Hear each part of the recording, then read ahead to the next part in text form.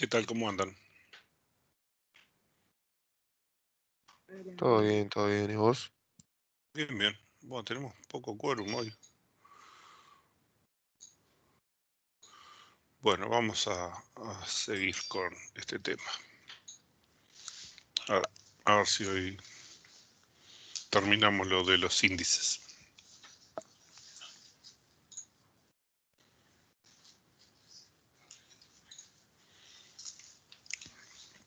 Bueno, como ejemplo lo que habíamos visto era el caso del índice de tipo multinivel, que en este caso es un ejemplo muy, muy chiquitito, ¿no? Y teníamos aquí, por ejemplo, el caso de un índice denso, ¿no? O sea que hacíamos un índice para cada una de las tuplas porque el archivo no está ordenado por el atributo de indexación, que en nuestro caso era el apellido, ¿no? Entonces, si por ejemplo queremos resolver esta consulta, ¿no? Queremos los apellidos que son mayores que Rodríguez, ¿no? En orden alfabético. Entonces, la idea es recorrer todos los apellidos en orden y devolver los que son mayores que Rodríguez, ¿no? Entonces leeríamos el nodo raíz del índice. Al comparar con A y con S, R es anterior a Rodríguez, ¿no? A Sánchez, digo. Rodríguez es menor que Sánchez, RS. Entonces vamos a Antunes, ¿no? O sea, acá leímos un bloque. Leemos este otro bloque, recorremos acá y llegamos a Rodríguez, que es el último. Por lo tanto, sabemos que los que están después de Rodríguez están en el siguiente bloque, ¿tá? Entonces acá leemos un tercer bloque, bloque 2. Y acá vemos Sánchez, Smith y Spacey. Entonces vamos a buscar a Sánchez e imprimimos, mandamos a la consola esta tupla, después Smith y después Spacey, ¿no? Entonces, para poder leer esta tupla tuvimos que leer este bloque de datos, y para poder leer esta tupla tuvimos que leer este bloque de datos, y suponemos que tenemos un buffer. Por lo tanto, cuando fuimos a buscar esta otra tupla, este buffer ya lo teníamos, o sea que no fue necesario leerlo. Entonces, para resolver esta consulta en esta estructura, tuvimos que leer 1, 2, 3, 4 y 5 bloques de archivos de disco, ¿no? 3 corresponden con el índice y 2 con el archivo de datos.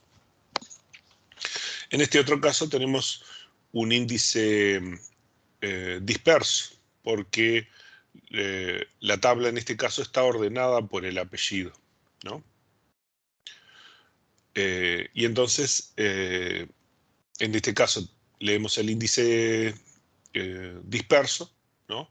Que como hay pocos elementos, tiene un solo nivel, pero si hubiera más bloques tendría más niveles, ¿no? Tendría un arbolito, y tendríamos también que recorrer el arbolito. Y en este caso, bueno, vemos Antunes, Lindbergh y Rodríguez. Entonces ya sabemos que los Rodríguez empiezan acá. Entonces, leemos este bloque, sabemos que los Rodríguez empiezan acá, leemos este bloque, ¿no? Y vemos que ya la siguiente tupla es Sánchez, así que emitimos esta tupla, la ponemos en la consola, ¿no? Y leemos el siguiente bloque, y acá tenemos Smith y Spacey, y también escribimos en la consola. O sea, leemos un bloque, 2 y 3 bloques. Uno de índice y 2 bloques de datos, donde están los datos, ¿tá? Para hacer la misma consulta, ¿tá? En este caso es un juego de datos de juguete, ¿no? Porque son apenas unos pocos bloques, en la cual igual ya vemos que la cantidad de bloques a leer para cuando el archivo está ordenado, que en el caso de que no esté ordenado, y el tamaño del índice, eh, hay una diferencia importante. Pero cuanto más son los datos, la diferencia es más notable, ¿no? Tenemos una cantidad tanto de niveles de búsqueda como de bloques del índice mucho más grande en el caso del índice denso que en el índice disperso, ¿no? Simplemente para marcar el hecho de que el tener la tabla ordenada por el índice por lo menos por el que estamos buscando, porque buscamos más seguido, tiene un montón de ventajas que vamos a ver más adelante en la parte de costos. No muy adelante, en las próximas 2 semanas. ¿Sí? Bueno, habíamos definido algunos atributos que van a ser muy importantes para los cálculos de costos que vamos a hacer más adelante, que era, bueno, el factor de bloqueo, ¿no? Que es la cantidad de tuplas que me caen dentro de un bloque, ya sea para la tabla o para las estructuras del índice. R es la cantidad de registros o tuplas. B minúscula es la cantidad de bloques que tiene tanto la tabla como el índice. B, atributo de indexación relación, es la cantidad de valores distintos del atributo. En este caso, por ejemplo, si pusiéramos B y esto fuera departamento y acá la relación es empleado, departamento está ahí 19, entonces la cantidad de valores distintos del atributo son 19, ¿no? En realidad, en general, eso lo va a dar en función de la cantidad de valores distintos que tiene en un momento dado. Si no hay gente de todos los departamentos, el valor va a ser menor que 19. PB es el tamaño del puntero a bloque, que apunta a un bloque. PR es el tamaño de un puntero a registro, o sea, que tiene el puntero a bloque más un desplazamiento o un ordinal o alguna forma de identificar un registro dentro de un bloque. B solo es el tamaño de los atributos de indexación, o sea, cuando yo tengo un índice, ¿cuál es el tamaño de todo el atributo de indexación? Eso puede ser, si es una clave compuesta, lo que nosotros dijimos es que para nosotros, para bajo nivel, lo que hacemos es concatenamos todas las claves, los ponemos de alguna forma que se puedan comparar en forma binaria, o sea, los cambiamos de formato para que tengan una comparación binaria, y simplemente se transforman en un número binario de un largo determinado. Ese largo es el tamaño de nuestro atributo de indexación. B es el tamaño del bloque, y R es el tamaño de la tupla, ¿no? de la tabla que estamos trabajando, ya sea de la tupla dentro de la tabla o la estructura que se repita dentro del índice, ¿no? Para un archivo determinado podemos tener muchos índices, podríamos tener uno por nombre y apellido, otro por cédula, otro por número funcionario, otro por celular, ¿no? Tener muchos índices también tiene un costo, ¿no? Porque cada vez que nosotros insertamos o modificamos una tupla en la tabla, hay que ajustar todos esos índices, que son árboles o alguna estructura de ese estilo, y por lo tanto hay que corregirlos y tienen un costo, ¿no? Y no puede haber más de un índice sobre los mismos atributos de indexación, no tiene sentido, es un desperdicio porque son iguales, ¿no? O sea, si yo tengo ciertos atributos, sobre esos atributos, sobre ese conjunto de atributos, hay solamente un índice. Bueno, el índice multinivel, que era el que habíamos visto, bien diseñado, puede ser mucho más rápido acceder al dato. Desventajas: se precisa un costo extra para administrar y mantener los datos, pero esto básicamente es para todos los índices. Dependiendo de la estructura del índice, si es denso o disperso, el espacio que ocupe puede ser significativo comparado con la tabla de datos. También esto es real para todos los tipos de índice.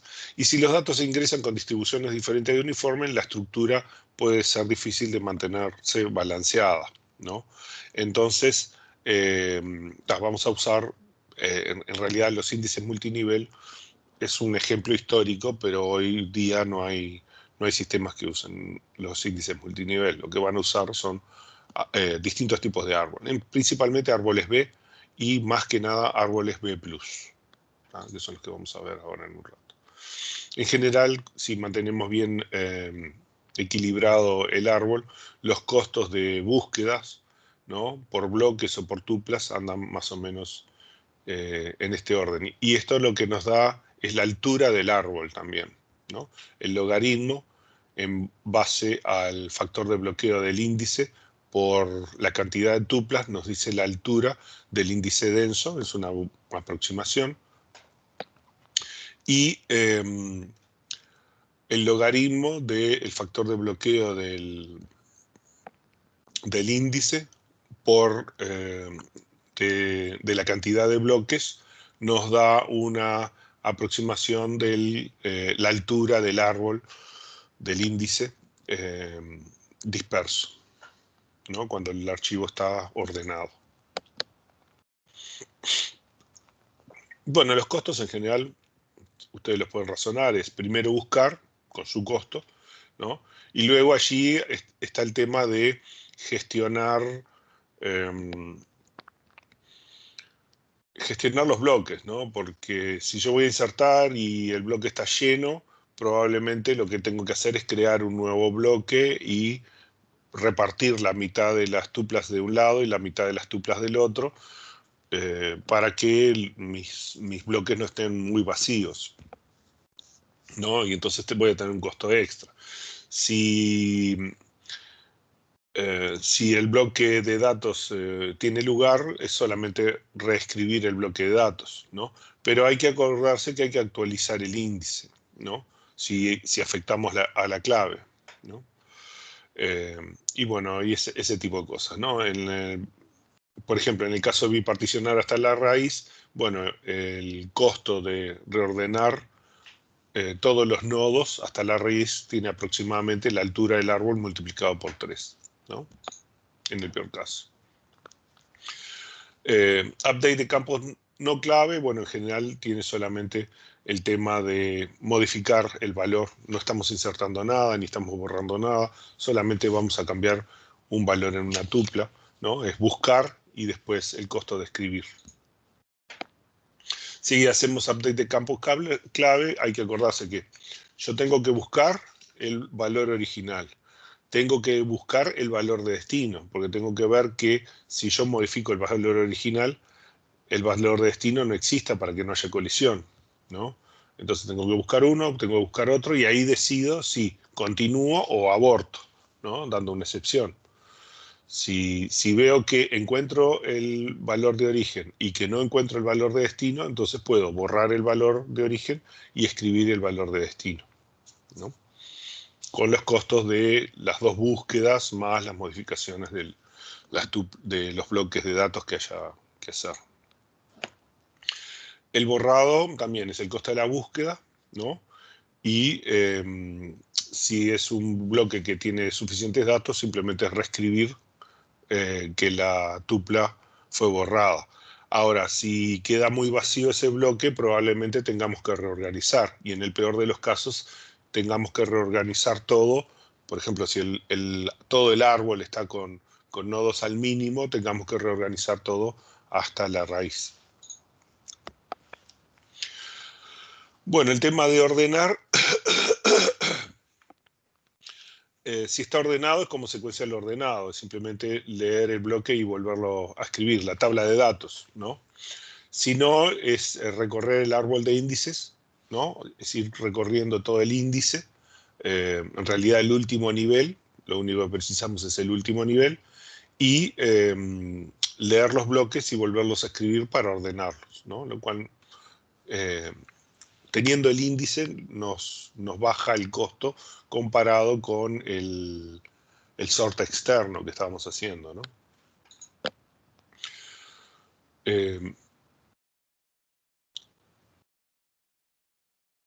Bueno, veamos un poco este caso, ¿no? Tenemos una tupla que tiene el nombre, el apellido, la cédula y el salario, que ocupa esta cantidad de bytes, ¿no? Entonces, es un archivo secuencial ordenado, tiene total 52 bytes, el puntero a bloques es de 4 bytes, el bloque es de 512, hay 100.000 registros, el índice por cédula o sea que vamos a hacer un índice por cédula, que es disperso, y la ocupación de los bloques es al 100%, o sea, asumimos que todos los bloques están ocupados al 100%. En realidad, cuando nuestro sistema de base de datos está funcionando y hay muchos ingresos y hay muchos borrados, generalmente no tenemos ese porcentaje. Lo normal es que anden por el 70, 80%, dependiendo un poco de la actividad, ¿no? Entonces, vamos a calcular la cantidad de bloques de la tabla y del índice y calcular los niveles del índice y el costo de búsqueda con índice, ¿no?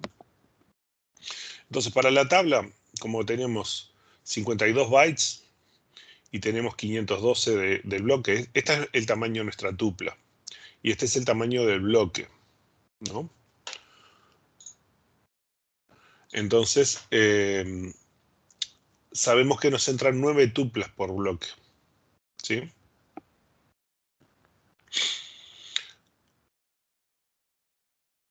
Y acá esto está mal.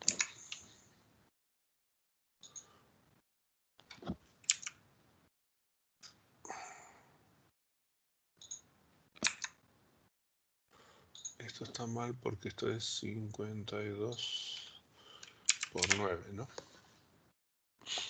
Y a ver que esté bien hecha la cuenta. Sí, está bien.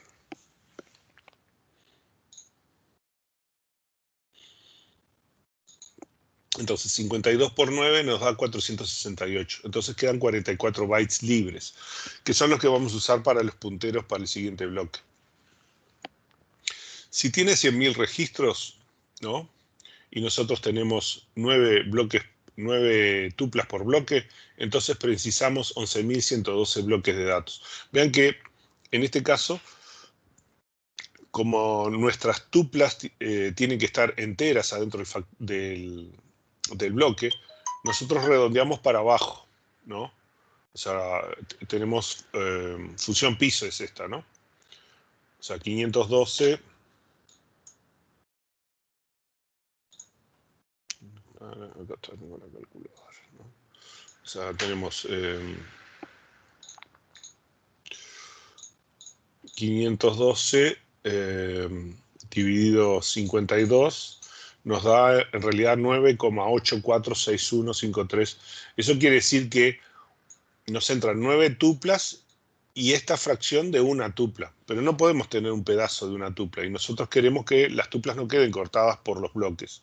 Entonces ese espacio lo descartamos y nos quedamos solo con 9 tuplas, ¿no? Con lo cual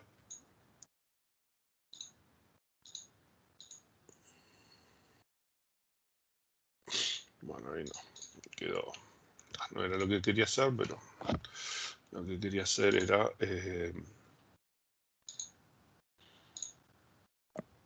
le restamos 9, ¿no? Y lo multiplicamos por 52 y nos dice que son 44 bytes, ¿no? Lo que queda libre, que no entran la tupla 52, ¿no?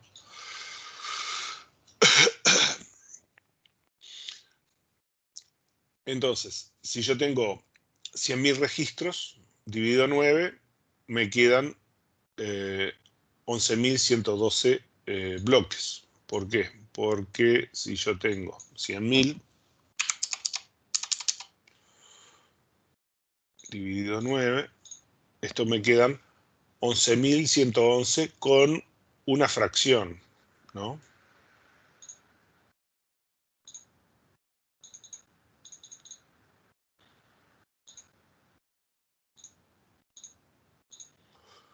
O sea que me queda una tupla fuera, una tupla sola en un bloque, ¿no? Que la tengo que poner, esa tupla que me sobra, la tengo que poner en un bloque, ¿no? Entonces por eso yo tengo que redondear hacia arriba.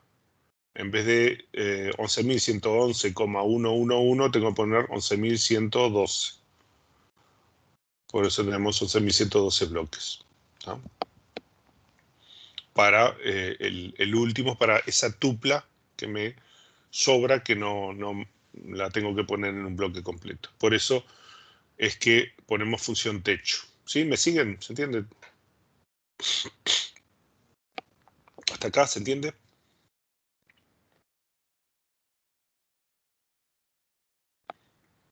Más o menos. El bloque índice tiene pares puntero, clave puntero, ¿no? De 4 más 4. Esto es porque tiene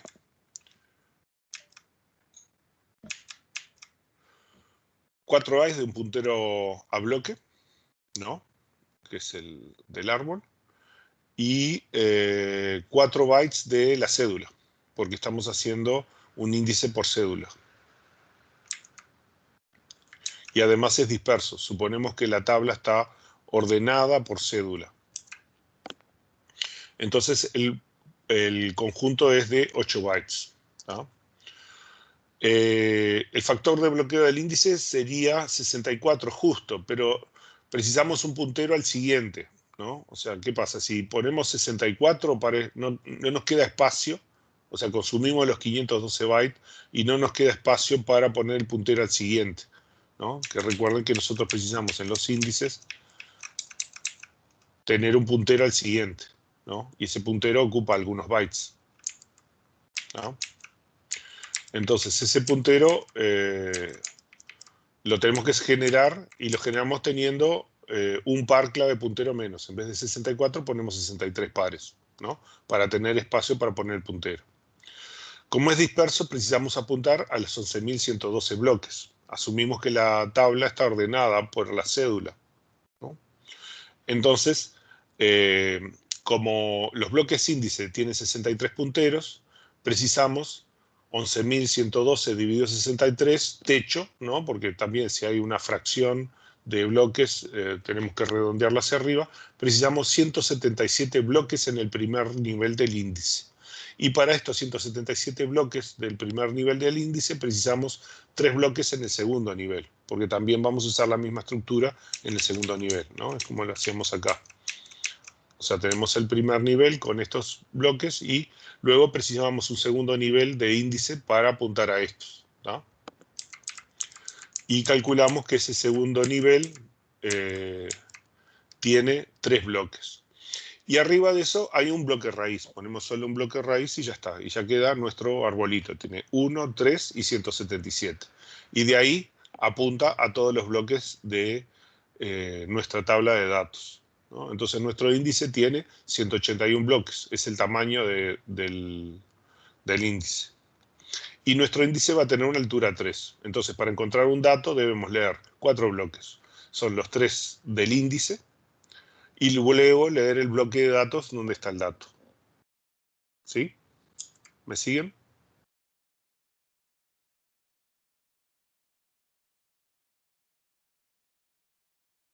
Sí, sí. ¿Sí? ¿Se entiende?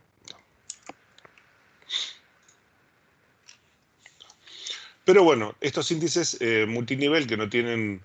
O sea, la mayor parte de los conceptos son los mismos de las cosas que vamos a ver más adelante ahora, ¿no? Lo único que no tenían el algoritmo adecuado para mantenerse equilibrados en el tiempo, ¿no? Entonces lo que vamos a hacer es vamos a ver algunos otros índices. Ahora vamos a ver uno que es el índice de agrupamiento, que es un truco simplemente para atributos que se repiten mucho, que es un tipo de estructura, ¿no? Es cortito esto. Los índices de agrupamiento es para el caso de atributo, si queremos indexar un atributo que tiene pocos valores y que se repite mucho. O sea, por ejemplo, vamos a hacer cosas como el número de departamento o división en el que trabajan los empleados, o el departamento o barrio en el que viven, o los tipos o familias de productos, ¿no? Por ejemplo, tenemos un supermercado y agrupamos, bueno, lácteos, vestimenta, bebidas, ¿no? Entonces es natural. Cada uno de esos productos, de esas familias de productos, tiene montones de productos. Entonces el atributo familia se repite montones de veces. Y a veces queremos recorrer todos los que son de esa misma familia. Entonces buscamos estructuras que aprovechen redundancia y sean rápidas en devolver los datos. En este caso, este sería nuestro archivo de datos. A ver, vamos a ordenarlo un poquito más para arriba, si nos queda. Este sería nuestro archivo de datos, entonces, ¿no? Y vemos que es un archivo donde el atributo que estamos indexando está todo desordenado, ¿no? No está ordenado por este atributo. El 1 está acá, hay otro 1 acá, hay otro 1 acá, en cualquier lado. Y entonces este es nuestro índice, que tiene un bloque o más para hacer un directorio, especiales, y después otro conjunto de bloques que en realidad son punteros a dónde están los valores, ¿no? O sea, la idea es que yo voy a buscar un valor. Supongamos que quiero ver todos los 3. Y el 3 es los empleados que trabajan en el departamento número 3 o la familia de productos número 3. Puede ser cualquier cosa de esas, ¿tá? O sea, el 3 es algún atributo que significa algo dentro de esta tabla. Y este es el índice. Entonces voy al directorio este y voy y encuentro el 3. El 3 tiene un puntero a bloque que me indica dónde empieza una lista de bloques que lo único que contiene son punteros a registro, en este caso. O sea, va a tener un puntero a registro que dice, mira, si vos querés un 3, está acá. El siguiente 3 está acá, el siguiente 3 está acá, y el siguiente 3 está acá. Y después tiene algún nulo, algún indicador que dice, acá se acaba la lista, ¿no?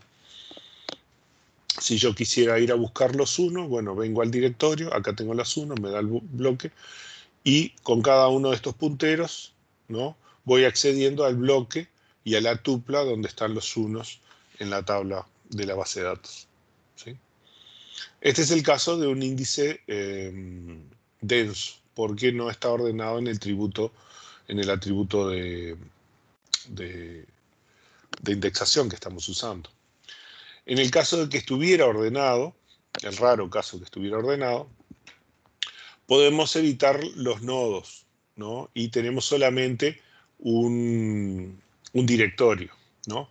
La idea es que el directorio tenga los valores que aparecen dentro de la base de datos. Por ejemplo, si solo aparecen estos valores, entonces solamente están todos los valores que aparecen en la base de datos. Y generalmente los que no aparecen simplemente no están. A no ser que tengamos podemos hacer un directorio que tenga algunos valores para los cuales luego no haya ningún valor, pero entonces va a tener un nulo aquí o algún otro manejo. Entonces, si voy a buscar todos los que tienen el valor 3, leo el directorio y me lleva a un puntero al bloque que ya me indica el primer bloque de la tabla que tiene los valores 3. Suponemos que la tabla está ordenada por estos valores, ¿no? Si voy a buscar el 1, me encuentro el primero. Y entonces voy recorriendo la tabla hasta que no encuentro más valores o que los valores cambian, ¿no? Entonces ahí yo me doy cuenta que ya los valores que yo estaba recorriendo se terminaron. Por lo menos el sistema de base de datos se da cuenta. ¿Sí? ¿Me siguen? Estas son algunas estructuras que están especializadas para atributos que tienen este tipo de condición, ¿no? O sea, un atributo que tiene pocos valores diferentes y que se repitan, y cada uno de esos valores se repiten muchas veces.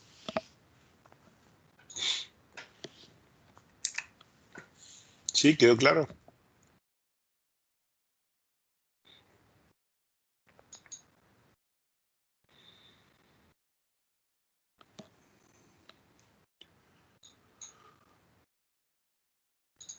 Bueno, indexación hash, funciones de hash, vieron, ¿no? En algún lado. Algoritmos 2 con los hashes, supongo. Digamos, acá vamos a ver hashes son un poquito diferentes a lo que vieron en algoritmos 2, porque en general lo que ven allí es suponen hash simples, ¿no? Hash cerrados. Y vamos a ver algunos temas de cómo se maneja el hash para que sea óptimo internamente en una base de datos. ¿Ah? Como todos vieron este tema. No hay nadie que no haya visto hash. O sea, así el tema de explicación de hash lo paso bien rápido. Bueno, como ustedes vieron la función de hash, la idea es que yo tengo un espacio de valores de entrada muy grande, potencialmente infinito, y lo que hacen es con algún tipo de... A ver, como nosotros estamos trabajando con mecanismos computacionales, lo que vamos a hacer es, esto tiene algún tipo de representación binaria, es una estructura binaria que puede ser de largo arbitrario, ¿no? O sea, puede ser un byte o como podría ser una película, un largometraje en alta resolución, ¿tá? Y que yo calculo el hash para toda esa estructura, ¿no? Depende de los mecanismos de hash, algunos van a aceptar el ingreso de estructuras de tamaño arbitrario y otros precisan una entrada con un tamaño fijo, ¿no? Pero con cualquiera de esas, el resultado siempre va a estar acotado a un espacio finito, ¿no? En particular en computación lo que nos va a dar es un número binario de una cantidad de bits determinada, ¿no? Muchas veces lo que vamos a obtener es un número de 64 bits en la función, ¿tá? O sea, acá adelante le podemos poner cualquier cosa, dependiendo de la fórmula, ¿no? Y acá lo que vamos a obtener es un número generalmente de 64 bits, aunque probablemente no tomemos los 64 bits, sino que nos quedemos con un subconjunto de esos bits para lo que vamos a hacer, ¿tá? Entonces, todo esto lo que asumimos es que es una proyección del conjunto U sobre el conjunto M, que es una función sobreyectiva. Si quieren ver temas de función de hash, este libro está muy, muy fácil de leer, bonito, digamos, completo, pero sin ir en cosas excesivamente matemáticas. Este es un muy buen libro. Está en la biblioteca de OR, pero si no, si lo buscan por ahí, lo pueden encontrar un PDF en internet y eso, ¿tá? Bueno, es determinista, o sea, siempre para la misma entrada siempre nos da el mismo valor. Tiene un costo finito, generalmente se calcula con un tiempo acotado. Generalmente es algún tipo de estructura polinomial, alguna fórmula polinomial, ¿no? Es sobreyectiva, ya lo habíamos visto, y tiene un montón de otras propiedades que van más allá de nuestro tema de discusión, ¿no?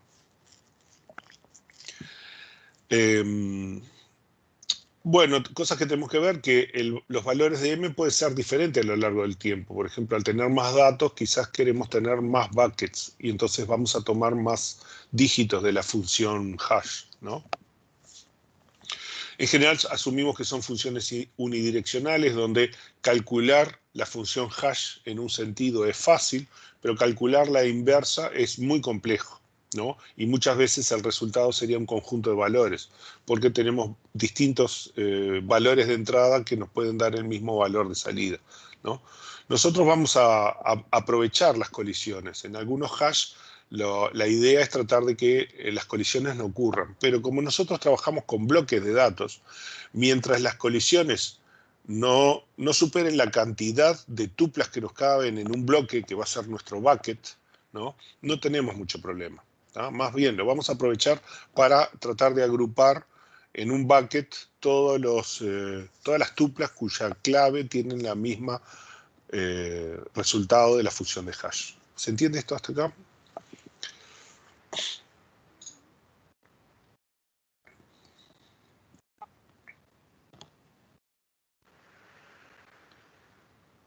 Asumo que sí, entonces.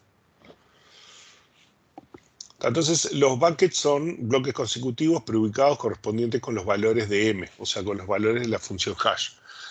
En realidad, con los valores de M de la función hash recortada la cantidad de bits que nosotros queremos. Por ejemplo, si nosotros vamos a usar solo 8 bits de la función de hash, entonces vamos a tener 256 valores diferentes. Entonces vamos a tener 256 buckets, ¿sí? Nosotros queremos diseñarlo de forma que sea justo, ¿no? Entonces queremos que no haya desperdicio de espacio. Por ejemplo, si hay valores de M que no sean objetivo de algún HDU, o sea, que para algunos valores de entrada nunca ocurra ciertos valores de la función hash, eso no está bueno, ¿no? Eso, ¿qué es lo que sucede? A veces tenemos que, en el caso ideal, tendríamos que buscar funciones de hash que sean lo suficientemente uniformes en la distribución. O sea, si yo agarro un conjunto de valores de los que quiero indexar, los paso por la función de hash, calculo los valores y hago un Pareto, el ideal es que me dé más o menos la misma cantidad para todos los valores, las mismas ocurrencias y la misma cantidad de colisiones para todos los valores. Eso es una buena función de hash para mi juego de datos, ¿no? La idea es tener buenas funciones de hash que sean uniformes y que no tengan distribuciones raras y que no tengan situaciones en las cuales, por ejemplo, muchos valores se amontonan en un valor de hash y entonces me van a amontonar en buckets, mientras que hay otros buckets que no les cae ninguno. Esa sería una mala función de hash para mi juego de datos, ¿no? Hay que entender que eso puede depender un poco de la calidad de la función de hash, ¿no? En general, los sistemas de base de datos usan funciones de hash que ya están bastante probados, que tienen muy buena calidad de distribución uniforme, etc., ¿no?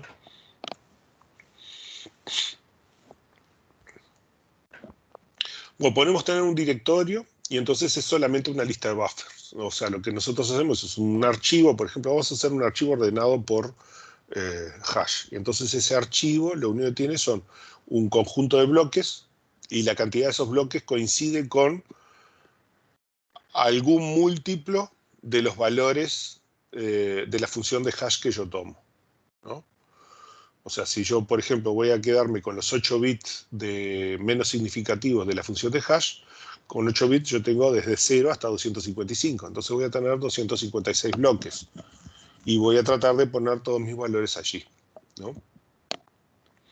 Si hay un directorio, ¿no? Esto quiere decir que vamos a tener una estructura parcial. Los directorios que vimos con los índices que vimos antes, ese directorio va a tener todos los valores, todas las posiciones de los valores de la función de hash, y va a tener un puntero hacia una lista de bloques, ¿no? Digamos, este es el caso de una función hash parecido, probablemente un hash cerrado a lo que ustedes vieron. En general no se usan hash cerrados en los sistemas de base de datos, ¿no? O sea, acá la idea es que yo tengo un conjunto de buckets. Acá tengo un solo valor, pero piensen que en una base de datos probablemente lo que tendríamos es un conjunto de valores, de repente 4 tuplas en cada lugar, ¿no? Acá estoy usando una función de hash muy sencillita, que es módulo base de 17, ¿no? Pero este tipo de funciones de hash matemáticamente son muy malas, ¿no? Y no son buenas para distribuir los valores. Entonces, a medida que me van entrando los números, cuando yo los ingreso, por ejemplo, hago el módulo y el resultado me dice en qué posición van a estar. Por ejemplo, si tuviera 36, va a entrar en la posición 2. Como el 2 ya está ocupado, entonces el 36 lo tendría que poner al costado. O con algún algoritmo que me diga, bueno, si hay una colisión lo pongo más adelante, ¿no? El 30, en cambio, va a caer en el lugar 13 y el 13 está libre, ¿no? Podemos ver algunas simulaciones de cómo funciona, ¿no? Esta es una simulación en la cual supongamos que tengo un 7, ¿no? Y entonces el 7 lo puse allí.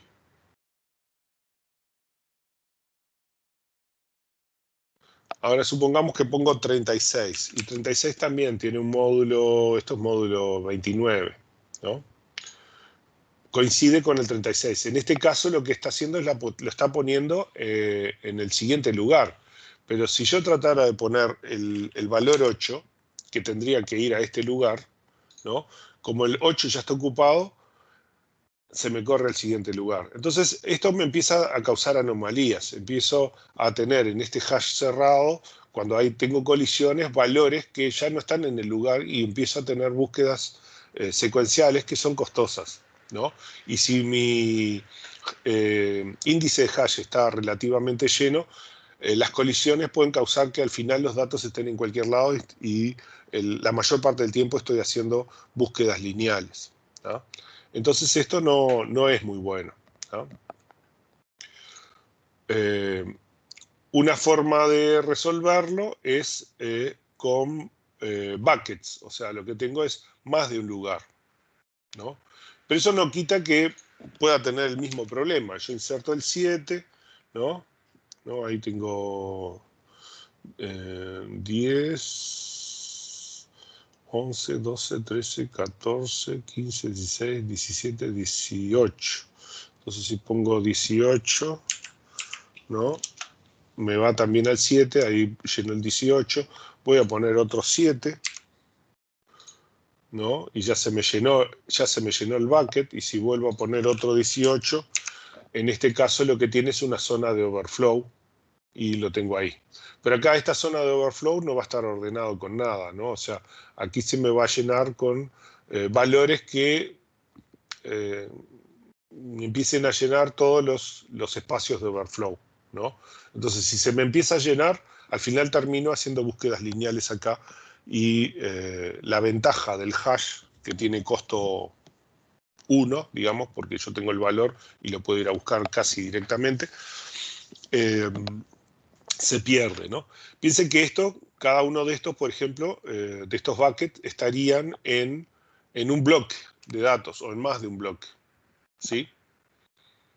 Y de esa forma yo puedo ir a buscar un valor y tener costo 1. O sea, yo quiero buscar el valor que tiene el índice Enrique Latorres, por ejemplo, porque están por nombre. Entonces le aplico la función de hash y me da, por ejemplo, 135. Entonces voy a buscar el bloque 135 de la tabla, lo traigo y ahí, si está Enrique, está ahí. ¿Ah? Entonces tengo costo 1, porque el hash lo hago en memoria, es muy rápido, y mi costo de lectura de disco es solamente leer un bloque, el bloque que yo le digo.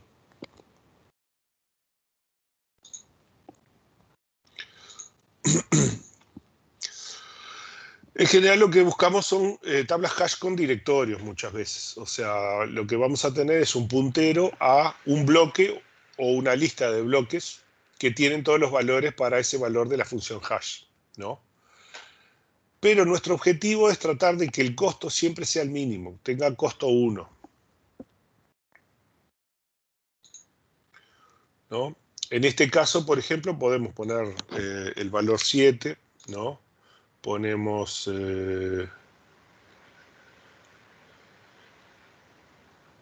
un 20 acá.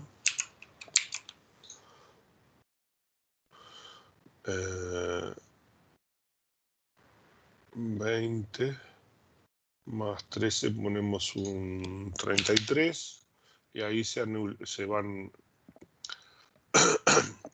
En nuestro caso, por ejemplo, los valores se van anidando en listas, ¿no? Esto en memoria no tiene demasiado problema, pero en disco, hacer que cada uno de estos sea un bloque, ¿no? Suponemos que cada bloque no tendría solo un valor, sino que tendría todo un conjunto de valores. Lo que dice es que para yo buscar algo, voy al bucket, hago la función de hash, me dice que está la número 7 y después tengo que recorrer la lista de buckets para encontrar mi valor. Es menos que recorrerme toda la tabla, todos los bloques, ¿no? Pero igual tengo que recorrer algunos. Entonces, quizás lo que nosotros vamos a buscar es tratar que nuestro hash siempre tenga un único bloque de largo. O sea, quizás permitir que haya overflow, pero tratar de que siempre tenga uno. O si no, vamos a ver un método por el cual nunca tenemos overflow, sino que lo que hacemos es extendemos el hash hacia abajo. Entonces el procedimiento es, sea B el valor de la clave que queremos buscar, calculo la función de hash de la clave, ¿no? Y con este número busco en la tabla del directorio cuál es el puntero al bloque donde debería estar ese dato. Y leo el bloque de datos desde el disco. ¿Sí? Bueno, algunos términos acá son los mismos. R es registro de archivos, N es la cantidad de tuplas por bloque. HB es la cantidad de buckets, o sea, es el espacio de la función hash. ¿No? ¿Qué es lo que estamos acá viendo? Es cómo podemos calcular la cantidad de buckets, o sea, cuántos bloques necesito para guardar los valores que yo espero en función de la cantidad de valores de la función de hash. Eso es lo que queremos hacer. Entonces yo tengo, R es la cantidad de registro del archivo, N es la cantidad de tuplas por bloque.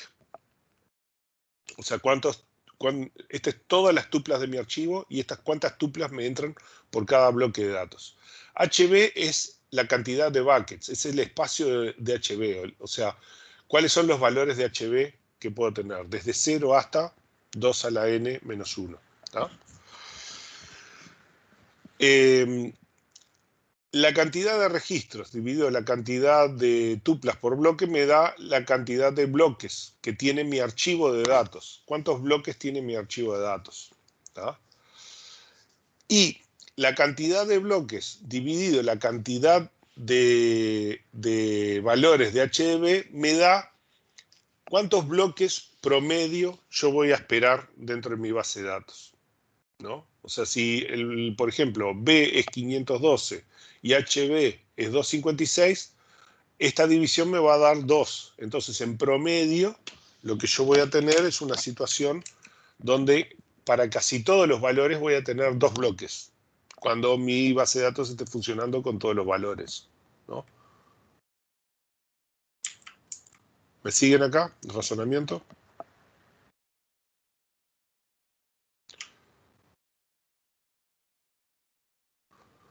Está bien, en promedio recorro la mitad de estos bloques para encontrar, ¿no? O sea, voy a buscar un valor y encuentro eso, ¿no? La búsqueda en el bucket es la mitad de BHB más 1. Más o menos esa es la búsqueda. Pero en general lo que nosotros vamos a buscar es que esta operación siempre me dé 1. Vamos a ver que la cantidad de bloques de overflow promedio en general me dé 1. ¿Sí?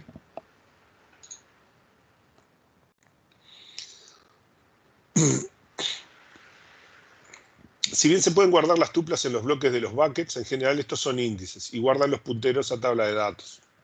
Depende de las implementaciones. Vamos a ver que también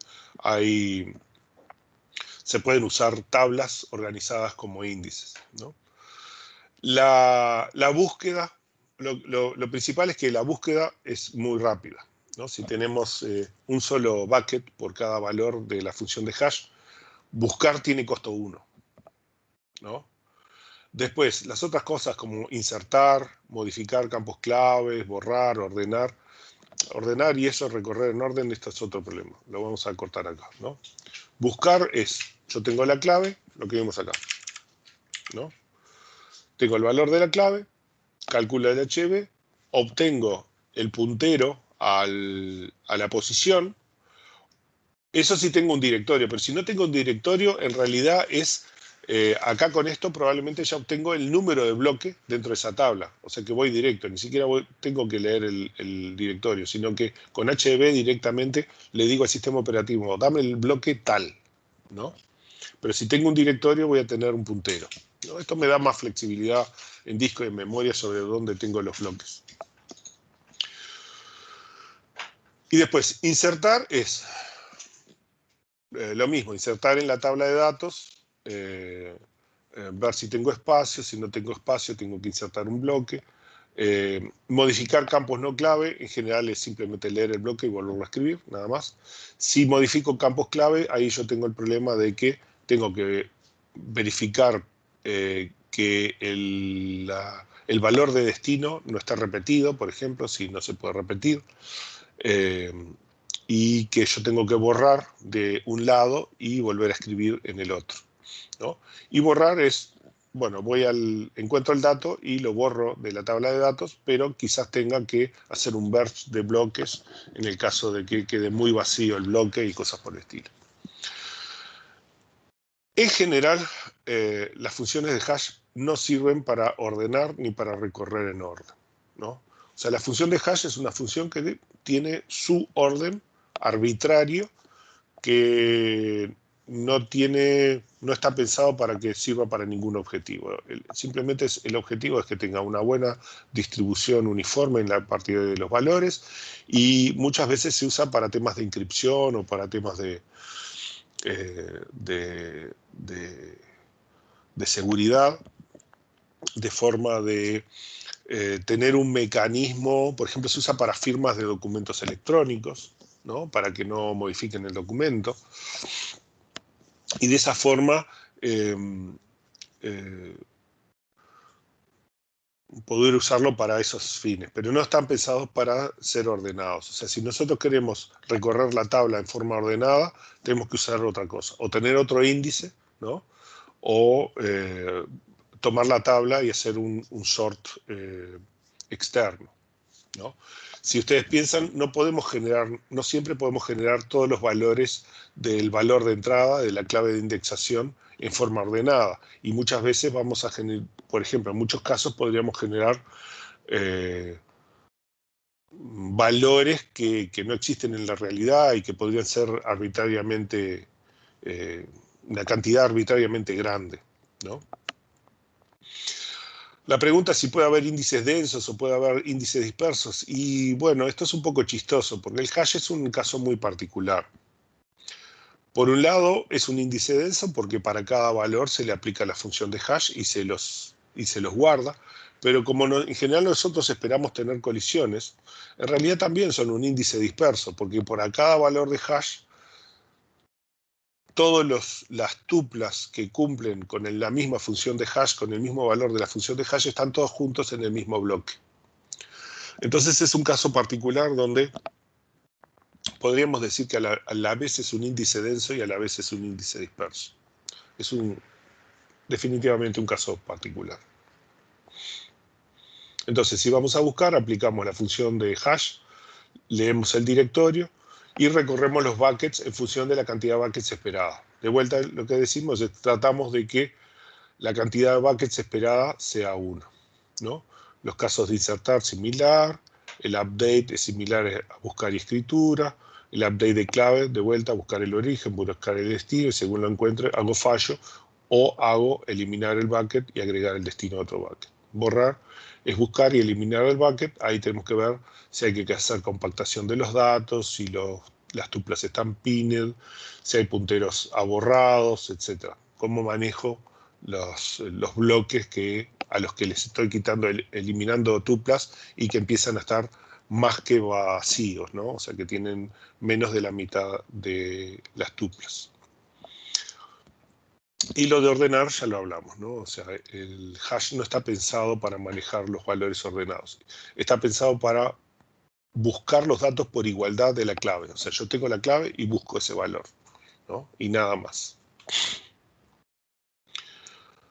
Bueno, entonces precisamos un mecanismo también que se adapte a la realidad. Mis datos nunca son estáticos, mis datos van creciendo, eventualmente mi tabla crece. Entonces lo que nosotros precisamos es una modificación de la función de hash que nos permita manejar tablas que crecen.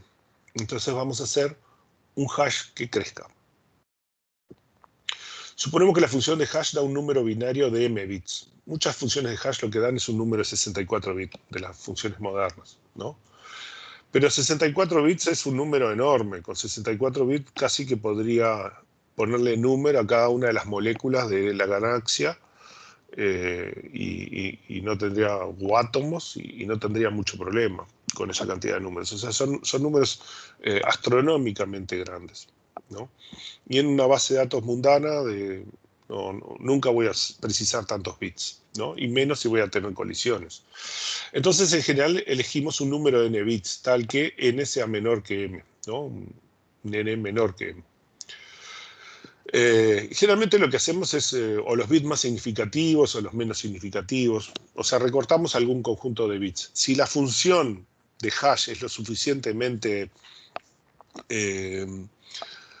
uniforme en los valores, ¿no? Y nosotros le aplicamos a un conjunto de datos arbitrarios la función de hash, los resultados deberían tener distribución uniforme y esa distribución uniforme debería mantenerse tanto para todos los números 64 bits o para cualquier subconjunto de bits que nosotros elijamos, ¿no? Una buena función de hash tiene un nivel de aleatoriedad, de pseudo aleatoriedad bueno, ¿no? Entonces, si tomamos cualquier subconjunto de bits, debería ser un hash lo suficientemente bueno igual, si está bien hecha la función de hash y cumple con los conceptos matemáticos. En general, cuando se diseña una función de hash, se la prueba para verificar que hace ese tipo de cosas, se hace algún análisis estadístico de su comportamiento ante un juego de datos lo suficientemente grande, ¿no? Entonces se toman los n bits más significativos y se crea un directorio de 2 a la n buckets, ¿no? Supongamos que tenemos unos valores x, pero cuando le aplicamos la función hash, nuestra función hash es de 6 bits y nos da estos números. O sea, esto podría ser el nombre de Pedrito, Juancito, Enriquito, Josecito, yo qué sé, Andresito y Carlitos, ¿no? Son todos nombres de personas, ¿tá? Y cuando le aplicamos la función hash, lo que obtenemos son estos 6 bits, ¿tá? Y los queremos meter en nuestro hash. Entonces la idea es que nosotros podríamos empezar, cuando empezamos a meter los datos, empezar con un hash de un bit y que solo tiene 2 lugares, 2 buckets, ¿no? Acá vamos a tener un solo valor en el ejemplo, un solo valor en el bucket, pero podríamos tener un bucket que pueda tener o 2, o 4, o 8, o 36, o 56, o la cantidad de tuplas o punteros que entren en un bloque, ¿sí? Entonces empezamos con esto, y supongamos que en este caso, como tenemos un bit, elegimos solamente el bit menos significativo de la función, ¿no? Entonces, cuando viene una clave, lo ponemos en el lugar del bit menos significativo. En este caso el 0 coincide con 0 y este 1 lo ponemos en el 1. Y alguien nos manda un nuevo valor. Ya 3 valores acá en este bucket no entran. Entonces, ¿qué hacemos? Para esta parte vamos a ponerle un bit más y le ponemos 0 a estos, ¿no? O sea, estos dos son estos dos y estos dos son estos dos, ¿no? Y le ponemos 0 a la izquierda. Ponemos un bit más significativo, ¿no? Y después repetimos estos valores y les ponemos un 1. Y los punteros todos apuntan al mismo bucket, ¿no? Por ahora, porque acá no tenemos valores. Entonces, a medida que estamos ingresando nuevos valores, lo que vamos a hacer es, primero buscamos acá, también aprovechamos e identificamos los valores que ya no cumplen con 00, ¿no? Y entonces cuando no cumplen con 00, los escribimos con el 10, acá, lo sacamos de acá, lo ponemos acá y ponemos el nuevo valor donde corresponda.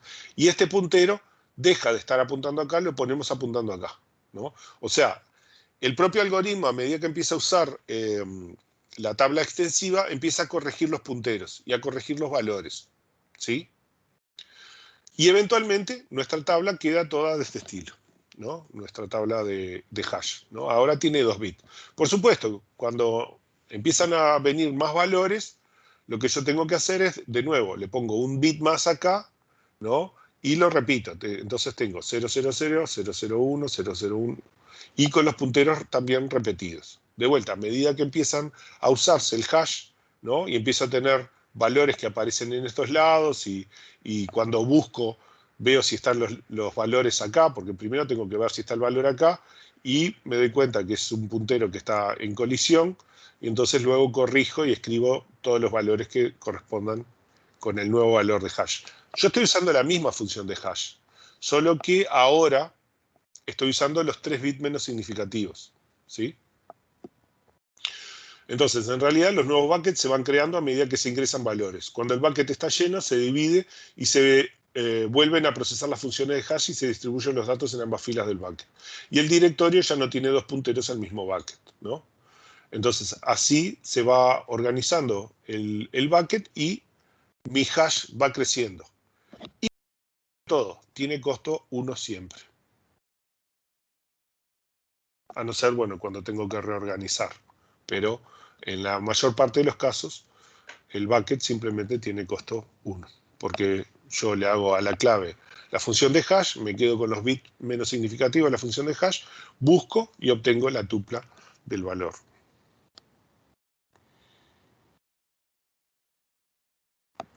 Entonces, a medida que ingresan más datos, el directorio y los buckets van creciendo, el índice se adapta al tamaño de la relación tabla y la lista de buckets no tiene que crecer demasiado. Preferible, costo 1. ¿Ok? ¿Preguntas? ¿Dudas? No existen hoy, ¿eh?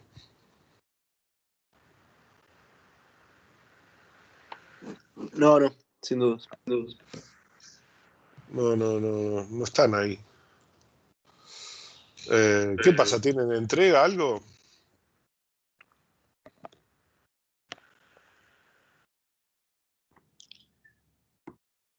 No, pero estamos en la parte de hacer los obligatorios que vamos a tener que entregar en breves. Está bien, sí, sí. ¿Obligatorio qué tienen? De diseño que está muy fácil y de Ah, redes. no, mirá que eso es una trampa, ¿eh? No, redes está Diseño complicado. diseño que esté fácil, eso No, los engañaron. si te está resultando fácil es que lo estás haciendo todo mal. Exactamente.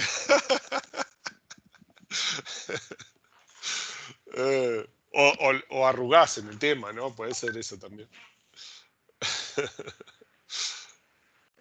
Bueno, bueno, vamos a seguir. A ver qué tenemos. Bueno, cortamos unos minutos, 5 minutos y comenzamos con árboles B. Árbol B Plus es el índice por excelencia, el más usado dentro del sistema de base de datos. Entonces vamos a ver este tema ahora después y ahí lo vemos. ¿Tá? Vamos a hacer un corte de 5 minutos y ya volvemos.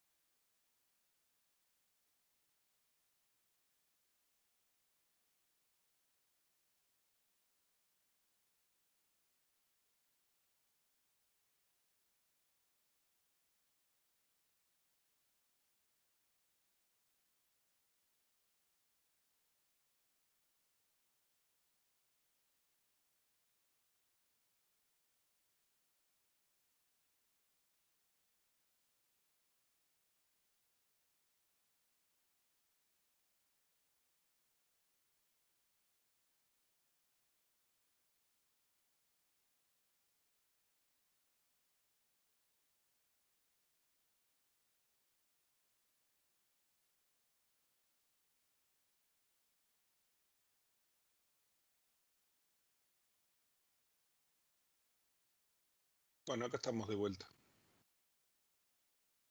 ¿Están ustedes por allí? Sí. Bueno, Estamos. vamos a ver los árboles B. Ustedes vieron algunos árboles B en algoritmos, pero principalmente vieron árboles binarios. La realidad es que el sistema de base de datos, lo que nosotros queremos hacer es que cada nodo de árbol sea del tamaño de un bloque de disco. Entonces vamos a poner tantos pares clave puntero como nos quepan dentro de ese bloque. Entonces nuestros árboles van a ser n-arios. En vez de tener 2 hijos, van a tener todos los que entren. Y cuantos más entren, mejor, porque la altura del árbol es logaritmo base, el orden de cada uno de los nodos. Entonces, si yo tengo un orden alto, muchos hijos, el logaritmo es base ese número. Y por lo tanto, mi árbol va a ser más bajo. Y la búsqueda va a ser más rápida. ¿No? Voy a precisar menos bloques. Bueno, estos atributos ya los habíamos visto, factor de bloqueo, cantidad de registros, la cantidad de valores distintos. Estos valores en general los mantiene el sistema de base de datos, porque va a usar este tipo de valores para poder calcular la cantidad de bloques que tiene que leer para resolver una consulta, ¿no? Que eso lo vamos a ver. Ahora cuando terminemos índice vamos a hacer con índices y después enseguida vamos a empezar los temas de optimización, donde vamos a ver los temas de cómo el sistema de base de datos toma una consulta y la analiza, la compila, la optimiza y la compila para generar una transacción en álgebra relacional que va a ejecutar la consulta, ¿no? Y lo va a hacer tratando de obtener la forma más eficiente posible, ¿no? De hacer la consulta en función de estos datos, eligiendo qué método se va a usar o qué índices se van a usar, etc. Bueno, ya habíamos hablado que los índices multinivel tienen los problemas de que no son equilibrados, etc., ¿no? Entonces, en general, los algoritmos de árboles son más eficientes porque, por ejemplo, garantizan que la profundidad del árbol es aproximadamente igual para todos los valores. Lo que buscamos son árboles que sean equilibrados, ¿no? Son algorítmicamente más ordenados, ya tienen incorporado el tema de los merge y cómo reorganizarse ante cambios importantes en el árbol. El árbol B, la idea es que tiene mi tabla de datos, esta sería mi tabla de datos, y tiene nodo raíz y después tiene nodos hijos, ¿no? Pero son todos iguales, tienen todos la misma estructura, ¿no? Entonces, ¿qué es lo que va a tener?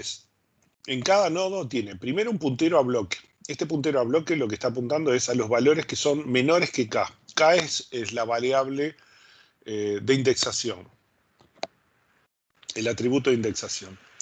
Y el PB el puntero a bloque, indica que esta subrama son todos los valores que son menores que K. Y este otro PB son todos los valores que son mayores que K, ¿no?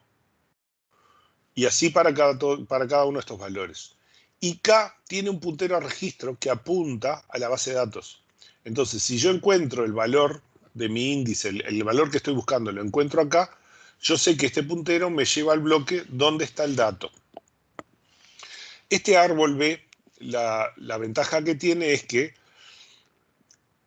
si encuentro el valor en un nodo, ya tengo el puntero directamente al dato. No tengo que ir hasta el fondo del árbol para encontrar el dato, ¿no? Simplemente lo encuentro adentro del árbol. Entonces, en promedio, el costo de buscar un valor es menor que la altura del árbol. ¿Sí?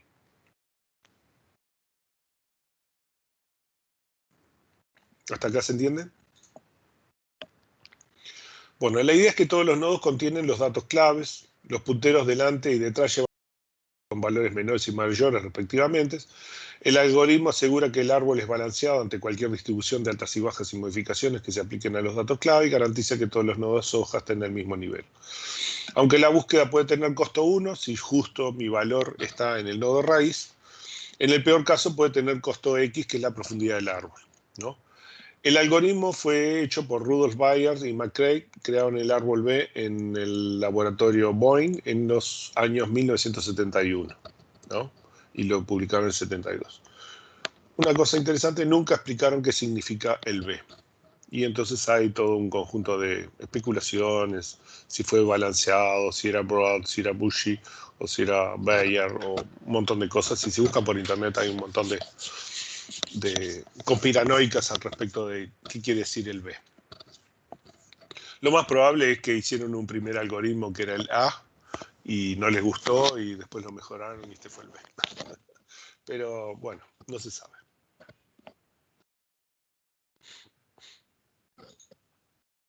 Bueno, aquí tenemos un ejemplo. ¿Ah? Sería un árbol. Aquí tenemos, este es nuestro índice y este es nuestro archivo de datos. En este caso, el archivo de datos no está ordenado por el atributo de indexación. Vean que todos los valores están todos desordenados. Y si pensamos en nuestro índice va a ser un archivo. Generalmente el nodo raíz va a ser el primer bloque del archivo. Entonces, nuestro archivo en realidad va a empezar acá, va a tener este bloque, después este, después este, después este, después todos estos, probablemente en línea, pero no necesariamente en línea. El único que importa que estén en un lugar fijo es el nodo raíz. Después todos los demás podrían estar en cualquier orden y cada uno de ellos tiene punteros a los bloques, que en realidad, si este es el bloque 0 y este fuera el bloque 1, el puntero acá en realidad lo que tiene es un 1 nada más. Y el sistema sabe que lo que tiene que hacer es leer el bloque 1 de la tabla de este índice. ¿Sí? ¿Se entiende? Entonces, todos estos simplemente van a ser bloques y los punteros apuntan al ordinal del bloque dentro del archivo. Supongamos que queremos buscar el valor 12, ¿no? Si queremos buscar, simplemente leemos el nodo raíz y buscamos los valores. Y justo el 12 lo tenemos acá. Como el 12 tiene la clave con el puntero, ¿no? Habíamos visto que tiene el valor clave junto con el puntero. Entonces el 12 tiene un puntero que nos lleva directamente al bloque de datos que tiene la tupla con el valor 12 en el atributo de indexación. Acá no estoy dibujando todos los otros atributos, ¿no? Estoy solo dibujando el atributo de indexación, ¿no? Ahora, si yo fuera a buscar en vez del valor 12, ¿no? el valor 17, por ejemplo, entonces voy al nodo raíz y digo, bueno, 12 acá no está, el 17 no está, pero el 17 está acá en el medio, entre el 27 y el 12. Por lo tanto, vengo a buscar acá. Acá tengo 16, 20, 24. 17 está acá en el medio, entre el 16 y el 20. Entonces vengo a buscar acá. Y acá encuentro el 17 en el nodo hoja y con esto puedo ir a buscar el bloque de datos en el archivo de datos. ¿Sí? ¿Se entiende?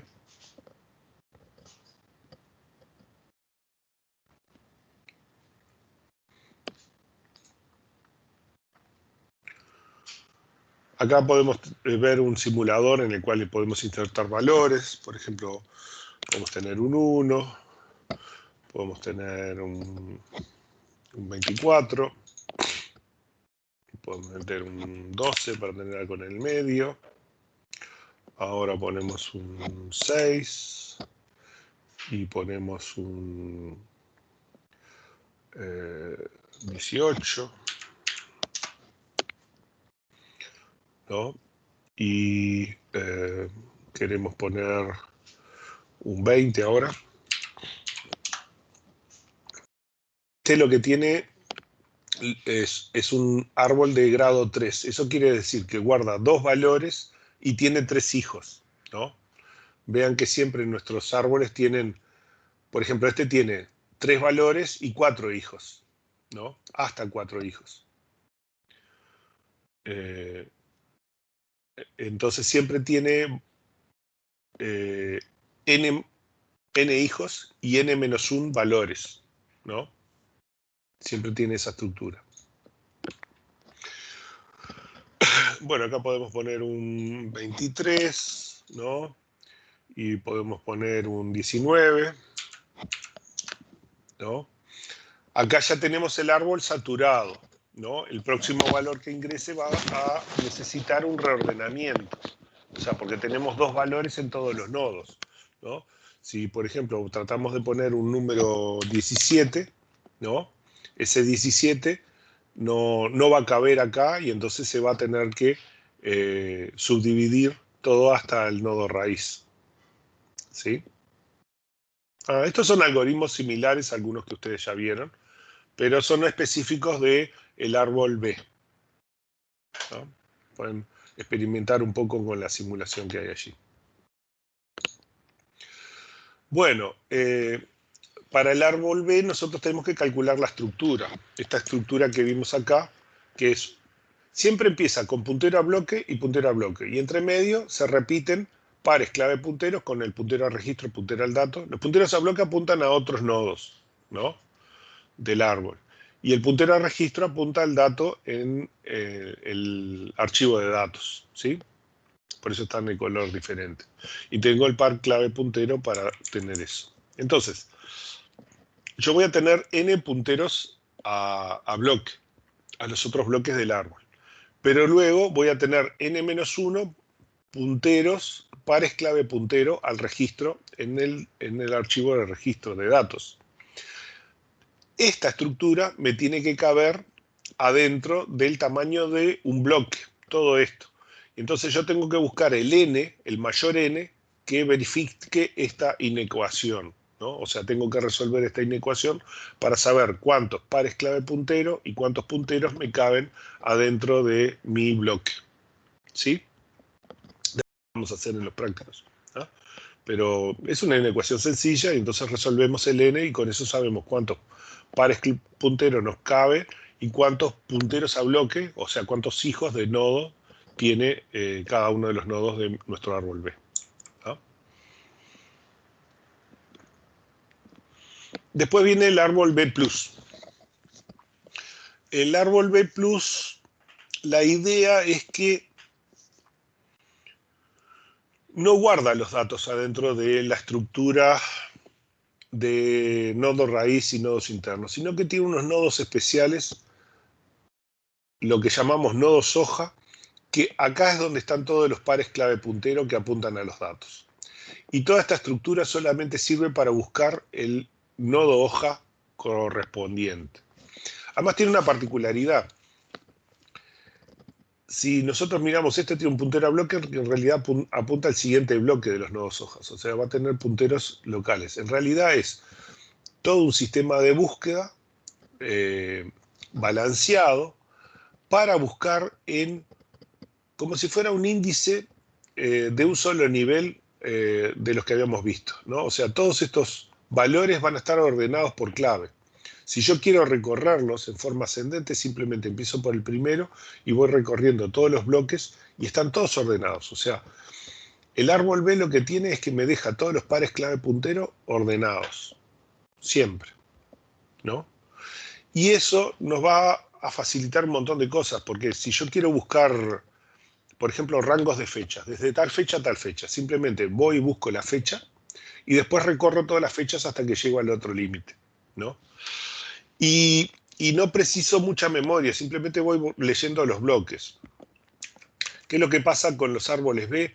Con los árboles B es, para recorrerlos, por ejemplo, en orden inverso, tengo que hacer en profundidad, ¿no? Primero en profundidad y después en amplitud. Entonces tengo que ir 1, 2, 3, 4, 5, 6, 7, 8, 9, 10, 11, 12. Entonces tengo que hacer backtracking.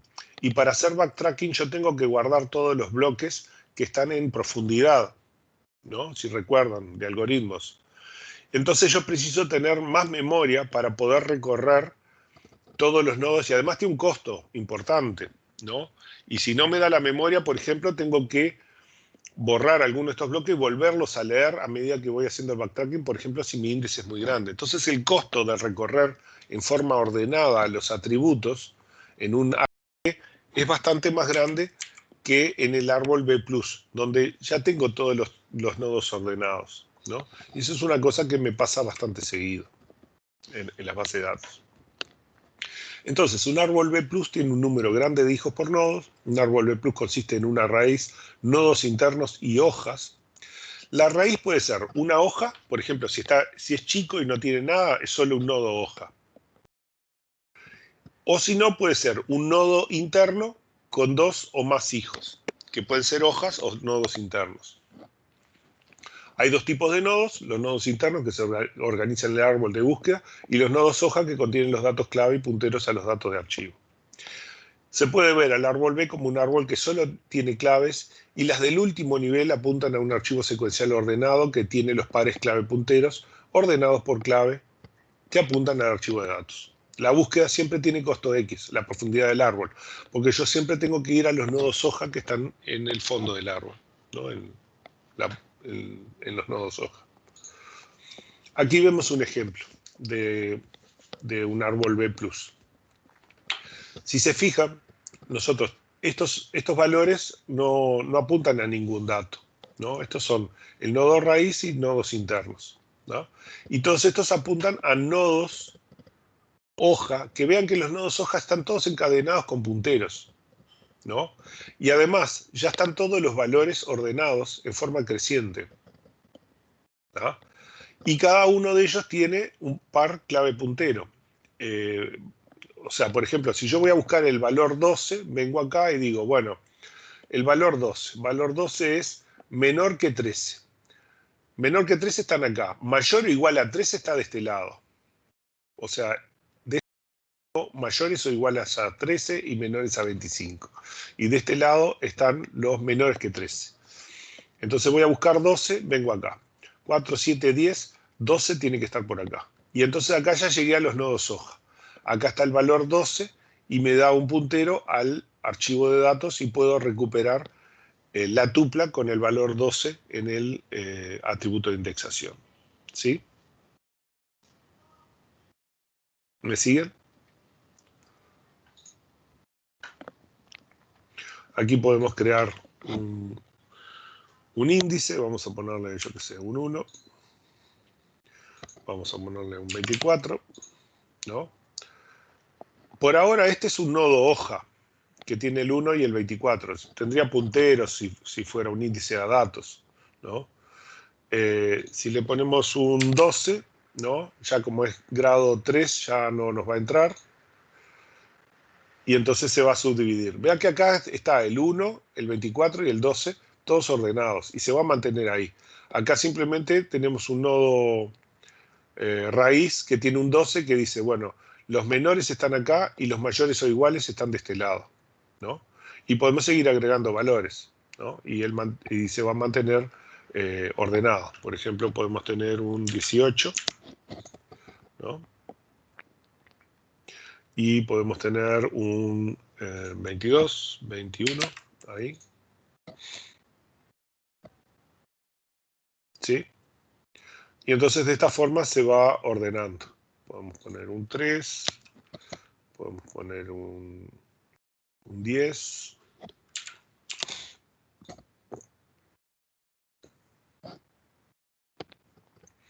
Le ponemos un 2, un 11.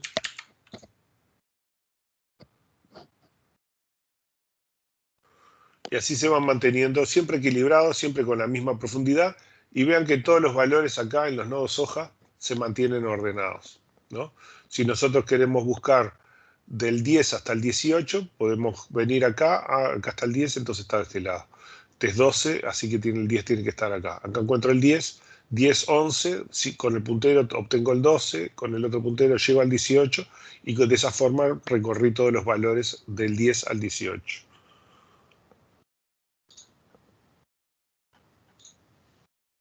¿Sí me siguen? ¿Se entiende?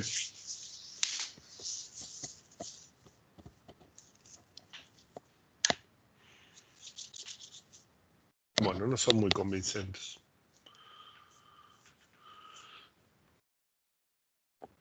Bueno, los nodos internos y los nodos hojas son diferentes. El nodo interno se parece al del árbol... Bueno, no. Ni tanto, es similar a los anteriores, pero solamente tiene el valor de indexación, ¿no? Entonces tiene un puntero a los hijos, tiene n punteros a los hijos y tiene n-1 valores de indexación. Todos estos tienen que caber adentro un bloque, ¿no? Y por lo tanto, tenemos que resolver esta inecuación para ver cuántos nodos, qué orden tiene el nodo que estamos calculando, ¿tá? Esta va a ser la estructura del nodo interno en función del valor de indexación y el tamaño del puntero a un bloque y el tamaño del bloque en sí, ¿tá? Los nodos hoja en sí lo único que guardan son pares clave puntero, ¿no? Que apuntan a los datos, y un puntero a bloque para apuntar al siguiente. Entonces tenemos que ver que el tamaño del bloque sea menor que el puntero a bloque que apunta al siguiente y un conjunto de pares clave puntero que van a ser n veces, se van a repetir n veces. Todo este conjunto tiene que tener un tamaño menor que el tamaño del bloque para caber adentro del bloque de nuestro disco. ¿Tá? Para analizar, por ejemplo, cómo hacemos la estructura de un árbol y calcular la altura, una de las formas que podemos hacer es analizar principalmente el nodo hoja, identificar el nodo hoja y obtener el factor de bloqueo del nodo hoja, ¿no? Esto es cuántos pares clave punteros tiene, o sea que cuántos punteros a datos tiene. Entonces, en función de los datos que tenga la tabla, podemos crear primero los nodos hoja, ¿no? Y viendo el orden del nodo hoja, cuántos bloques de nodo hoja precisamos para indexar toda la tabla que tenemos, ¿no? Y entonces con eso sabemos cuántos nodos hojas tenemos. Y luego arriba de eso tenemos que calcular el primer nivel de nodos internos. Entonces vemos los nodos internos que pueden tener un orden diferente que los nodos hojas. O sea, acá el n del nodo hoja puede ser diferente que el n del nodo interno. Generalmente son muy parecidos, pero a veces puede ser 1, 2, 3 valores diferentes en función de los tamaños de los valores de indexación y los punteros, ¿no? Porque en sí, si nosotros lo miramos fijamente, acá la diferencia entre esta estructura y esta estructura, más que nada es la diferencia entre el puntero a bloque y el puntero a registro, que este es un poco más grande, ¿no? Pero si lo miramos en forma abstracta, la diferencia fundamental es este valor, ¿no? Este valor con respecto a este valor. Entonces vamos calculando por niveles la cantidad de nodos índices que llegamos hasta que llegamos a un nodo raíz, a un nodo único. Y con eso ya podemos calcular la altura. Si no, vamos a ver varias fórmulas luego de cómo podemos calcular la altura de un árbol B y un árbol B+, ¿no? Algunos de esos, si se fijan, ya hay unas planillitas en el Drive donde pueden poner los valores y calcular la estructura de un índice de árbol B y árbol B+ para una tabla con valores de datos determinados. Los costos en general de la búsqueda son logaritmo del factor de bloqueo del índice aplicado a la cantidad de bloques en el caso de que sea una tabla ordenada por el valor de indexación, y si la tabla no está ordenada por el valor de indexación, tenemos que hacerlo sobre cada una de las tuplas, porque vamos a indexar una a una las tuplas, mientras que acá estamos indexando los bloques, aprovechando que la tabla está ordenada, ¿no? Los temas de insertar, borrar y eso, en sí son iguales a los demás, o sea, porque es la búsqueda que tenemos en el índice, más las operaciones que hagamos en la tabla de datos, que ya vimos. Y bueno, por supuesto tenemos que pensar en el caso de que estamos modificando valores o borrando o insertando, que puede existir la necesidad de reequilibrar el árbol hasta la raíz, y eso nos va a aumentar el costo, ¿no? Pero estadísticamente en general el reequilibrio ocurre pocas veces, ¿no? En el uso. La gran mayor parte de las veces simplemente leemos bloques y escribimos bloques, y más cuando tenemos órdenes muy grandes, ¿no? O sea, de todas las escrituras que tenemos, en porcentaje, donde nos precisa hacer algún reequilibrio, está relacionado con el inverso del orden del árbol, ¿no? La cantidad de ocurrencias. Entonces, cuanto más grande sea el orden, cuanto más tuplas quepan adentro del bloque, el problema de reequilibrar ocurre estadísticamente menos veces, ¿no?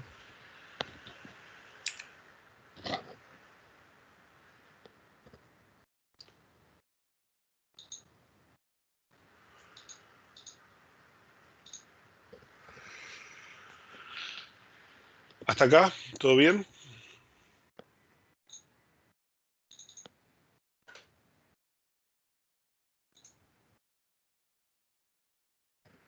Todo bien. Bueno, este es un caso que se usa mucho, ¿no? Y que un poco lo hablamos cuando vimos la función de hash. Lo que nosotros estábamos planteando en algunos casos es que mi tabla estaba organizada como hash, donde los buckets tenían los punteros tenían las tuplas directamente, en muchos casos, ¿no? En algunos casos pueden tener punteros a los datos, pero en otros casos pueden tener directamente las tuplas adentro. Bueno, y muchos sistemas aprovechan eso. Dicen, bueno, si yo tengo un índice, ¿por qué no, en vez de guardar los punteros, no guardo directamente las tuplas allí adentro del índice? Y esto se hace especialmente, la gran mayor parte de los casos, con los árboles B+. ¿Por qué? Porque el árbol B+, vieron que me guarda todos los nodos hojas, todos ordenados por la clave. Entonces alguna gente dijo, bueno, ¿por qué no hacemos que esa sea nuestra tabla de datos? Y entonces tenemos una tabla de datos administrada por un índice. Y entonces mi tabla de datos siempre está secuencialmente ordenada, o sea, yo la puedo leer en forma secuencial con punteros, no está físicamente ordenada en la tabla, pero sí secuencialmente ordenada, o sea, yo los puedo recorrer en forma ordenada y los puedo buscar también. O sea, puedo buscar el valor porque tengo además la estructura de los nodos internos para buscar el dato. Entonces, muchos sistemas de base de datos lo que dicen es, vamos a hacer eso, o sea, vamos a hacer que nuestras tablas estén siempre u opcionalmente, por ejemplo, metidas adentro de un índice, y generalmente es un árbol B, y entonces generalmente la tabla es el conjunto de nodos hoja, ¿no? Esa es la realidad. Bueno, el nombre de Clustered and Non-Clustered Indexes es... clustered son los que las tablas está incluida, y non-clustered es cuando un índice está aparte, ¿no? O sea, vamos a hablar de heap table cuando es una tabla separada del índice, o sea, la tabla está por un lado y el índice por otro, y clustered index cuando, o index-based tables, tablas basadas en índices, cuando juntamos las dos cosas, ¿no?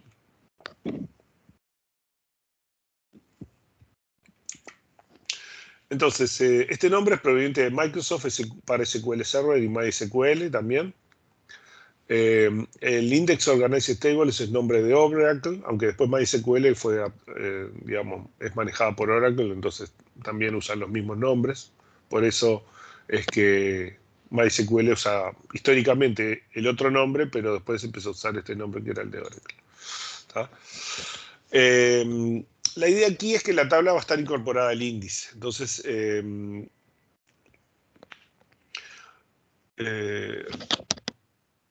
este índice va a garantizar que la tabla esté ordenada físicamente por la clave primaria, ¿no? Lo cual es una ventaja para cosas que vamos a ver más adelante, ¿no? Modificar la tabla organizada por índice implica que las tuplas pueden cambiar mucho de lugar. Esto implica costos importantes al mantener los índices secundarios, ¿no? Vamos a ver cómo resolvemos esto, por ejemplo, el del tema de los índices secundarios. Muchos sistemas lo que hacen es que los índices no guardan el puntero a bloque tupla, ¿no? Sino que guardan la clave primaria de acceso a la tabla agrupada. O sea, supongamos que yo tengo un empleado. tengo una tabla de empleados y la tengo organizada como nodos hoja de un árbol B por cédula de identidad. Pero tengo también un índice por credencial cívica, por ejemplo, ¿no? Por credencial cívica. Entonces el índice de credencial cívica lo único que tiene es un mecanismo de búsqueda de la credencial cívica, ¿no? Que me encuentra la credencial cívica, y la credencial cívica, en vez de tener un puntero al bloque donde está el empleado, en realidad lo único que tiene es la cédula. Entonces yo busco en el índice secundario y obtengo la clave primaria, y busco en la clave primaria y lo encuentro en la tabla índice principal. ¿Cuál es la ventaja de esto? Es que si yo tengo reordenamientos en el índice, no tengo, esos reordenamientos no me afectan al índice secundario.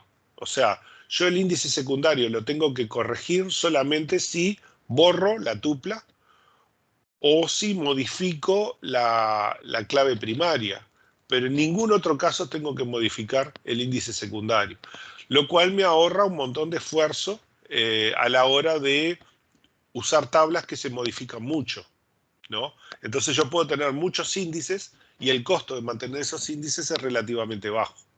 Que si no, cada vez que yo hago cualquier movimiento en la tabla principal, tengo que corregir los índices secundarios que están asociados a esa tabla, además del índice primario de la clave primaria.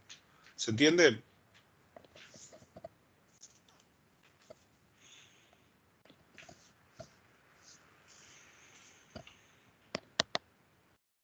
Suponemos que sí. Sí, sí.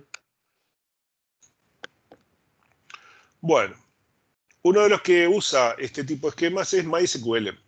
MySQL tiene varios tipos de organización de base de datos, en particular tiene MyISAM, por ejemplo, e InnoDB. La estructura MyISAM es una evolución de los índices multinivel y el ISAM que vimos antes, ¿no? Mucho más moderno y eso. Y usa tablas separadas, o sea, si yo genero una tabla MyISAM, lo que va a hacer es, las tablas tienen un archivo y los índices tienen otros archivos, están todos separados. Y la tabla heap normalmente es secuencial no ordenada. En InnoDB, en cambio, lo que hace es, tiene un único archivo que tiene bloques y tiene un directorio interno, una estructura interna de directorios, donde vamos a organizar todas las tablas. Todas las tablas están adentro de un archivo, porque a fin de cuentas las tablas son bloques nada más. Entonces se usa ese archivo y adentro ciertos bloques son una tabla, ciertos bloques son otra tabla, ciertos bloques todos anidados por punteros, ¿no? Y si otros bloques son el índice. Entonces, la tabla tiene un único bloque, un único archivo, pero adentro de los archivos, organizados con una estructura, voy a tener las distintas tablas y los distintos índices anidados por punteros de bloques a bloques. ¿Sí? ¿Se entiende? Y además utiliza la estructura B+ para las tablas, ¿no? Más aún, siempre les va a ser un índice, una clave primaria para cualquier tabla, ¿no? Si en la tabla hay una primary key definida, entonces en InnoDB la usan como clustered index, la va a usar como estructura para armar un árbol B+ sobre esa tabla, y la tabla en sí, la tabla de datos, va a ser los nodos hoja de ese árbol B. Si no declaro una primary key, va a usar la clave secundaria alterna que sea unique not null que encuentre, y va a usar esa como clave primaria, ¿tá? Y si no hay una primary key ni hay un índice con un unique, entonces InnoDB les va a meter una primary key a prepo y le va a generar una primary key que ustedes no la ven, pero está ahí, ¿no? Y la va a usar como cluster de index, con una clave subrogada, ¿no? O sea, va a inventar un atributo y le va a meter una clave subrogada autonumérica, ¿sí? O sea que MySQL siempre les va a armar todas las tablas organizadas por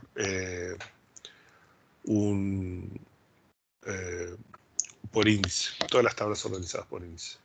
Postgres no tiene el concepto de tablas organizadas por índices. Lo único que tiene es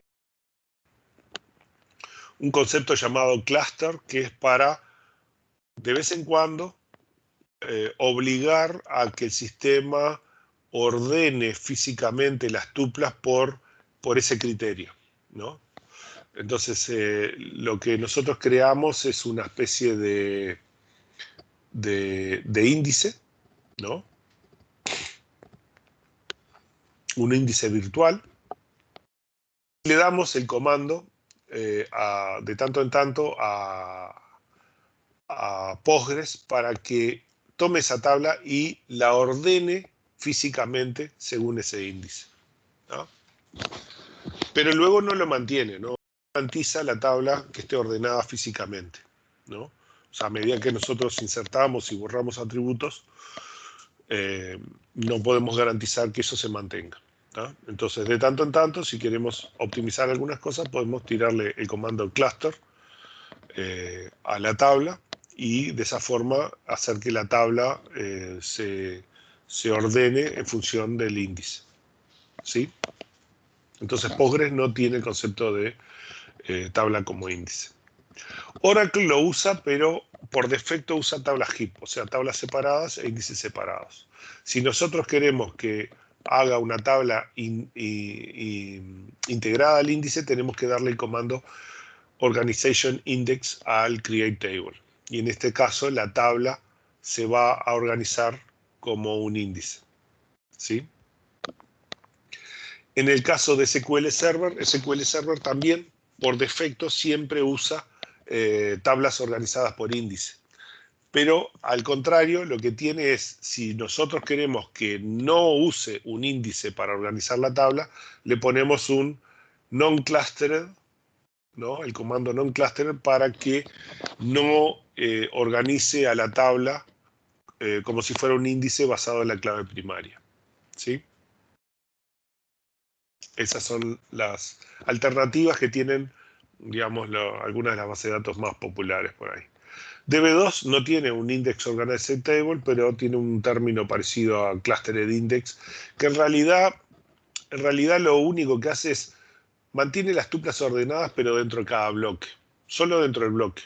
En realidad no podemos garantizar que estén ordenadas a nivel de la tabla. Para eso tendríamos un índice disperso, y con el índice disperso al final nos queda algo parecido a un índice ordenado, pero no tiene Index Organized Tables, por lo menos hasta ahora que yo sé. ¿Tá?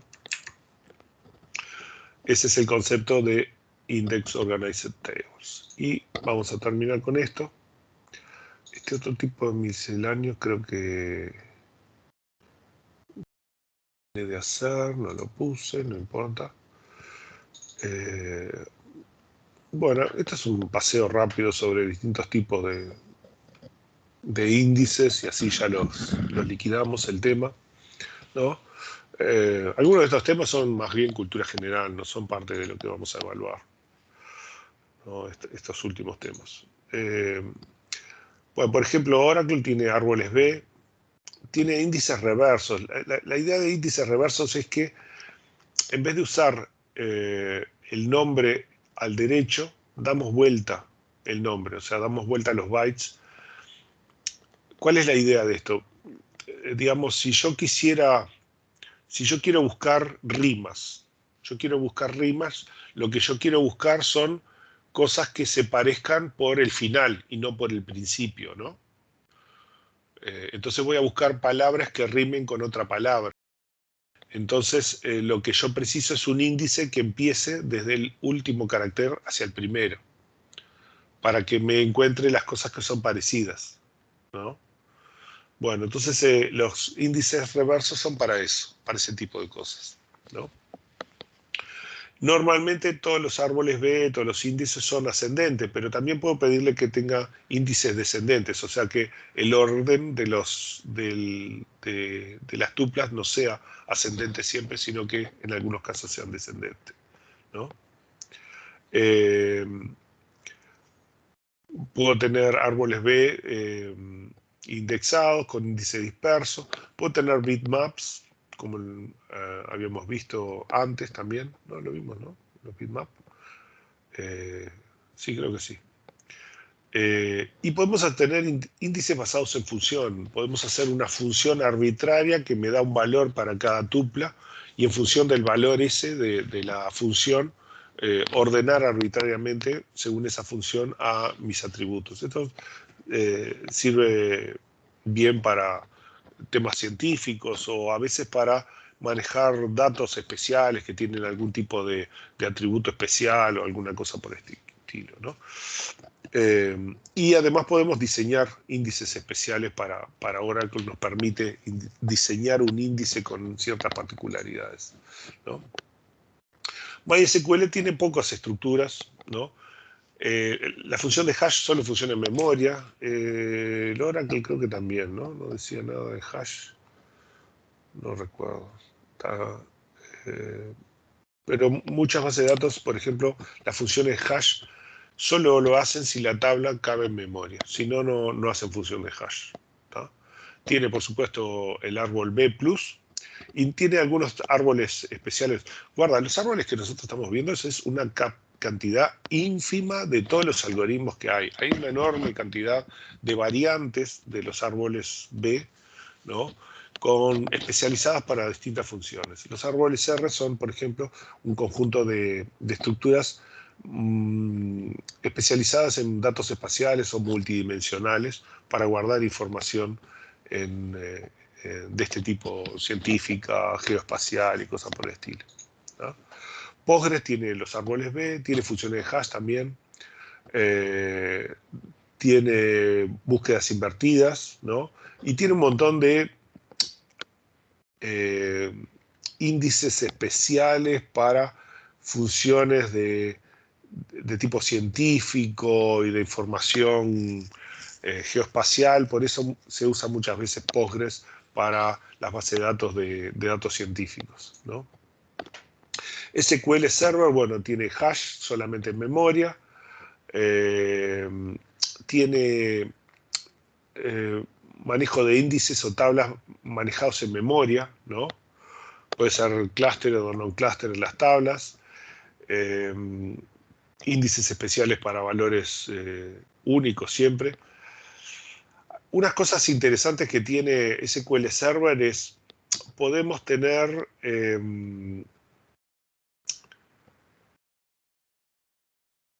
índices que tienen, esos creo que son con Computer Columns, Spatial Index, creo que es el Column Store, que es la idea es que en una tabla de repente los atributos que nosotros queremos son unos pocos atributos. No queremos todos los atributos de la tupla, sino que sí, casi siempre vamos a buscar uno o dos atributos de esa tupla, ¿no? Entonces lo que hacen es, adentro del índice, guardo esos dos valores, ¿no? Junto con el puntero al bloque y a la tupla, guardo los dos atributos de índice, solamente unos pocos atributos que son los más buscados.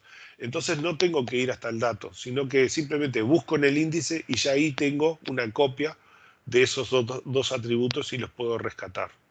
¿Me explico? Y eso optimiza un poco ciertas operaciones, ¿no? Permite que para algunas operaciones que se repiten mucho y que siempre buscan esos atributos, no tengan que irlos a buscar directamente a la tabla y me ahorro algunos bloques de lectura, ¿sí? Asumen que siempre lo que estoy haciendo es solamente la lectura de esos valores y que no escribo. Si tengo que escribir, no tengo más remedio que acceder a la tabla.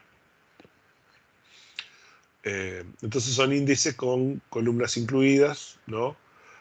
Puedo tener índices con valores calculados, con fórmulas, índices espaciales, valores XML y otras cosas más que andan por ahí, ¿no? Esto es simplemente para hacer un recuento de qué tipo de cosas tienen los servidores de base de datos comerciales y ver que la disponibilidad de índices puede variar de un producto a otro, ¿no? Y que algunos pueden estar mejor orientados para cierto tipo de información que otros. Bueno, y con esto terminamos la parte teórica de índices, ¿tá? Lo que vamos a hacer es, después son los ejercicios. Lo que yo le pido es, lean este artículo de cómo generar una planilla electrónica para el cálculo de índices. Acá están las fórmulas. Sin embargo, una planilla la tienen acá. ¿Cómo usamos esta planilla? Bueno, tiene un árbol B plus, un árbol multinivel.